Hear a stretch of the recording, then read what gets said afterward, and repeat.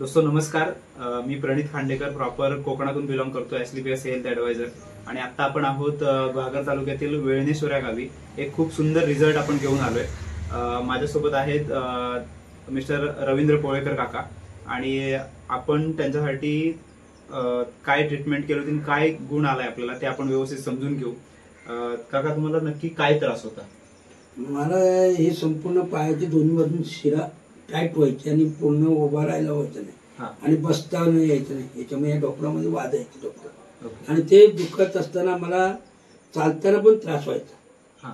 आणि आता जर मी 1 महिन्याचा कोर्स पूर्ण करून तर मला परवाच्या दिवशी मी किती तारखेला गेलो पण आपला कार्यक्रम म्हणजे तुम्ही प्रवास केला तर जवळ 3 तास रनिंग केलं मी ट्रेनमध्ये उभ्याने, पण काही जाणवले नाही त्रास.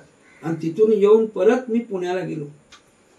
मित्रांनो, ऑलरेडी काकांचा जो त्रास होता त्यांनी आपल्याला सांगितलंय, पण मेन सांगायचं म्हटलं तर त्यांना त्रास असून आपण आपल्या एसलीपीएसचं काय प्रमोट केलं होतं तर पहिला ऑर्थोडॉक, त्याच्यानंतर पंचतुलसी आणि जेसी ऑइल आणि जेसी जेल, ह्या बेसिक गोष्टींनीच त्यांचा पहिल्या महिन्यामध्येच आलेला हा रिझल्ट आहे, जो चक्क त्यांनी 3 तास स्टँडिंग प्रवास केला. आणि हा साधारण तुम्हाला त्रास किती वर्षापासून? 3 वर्ष होतं. त्याच्यावरती कुठे उपचार केलेला?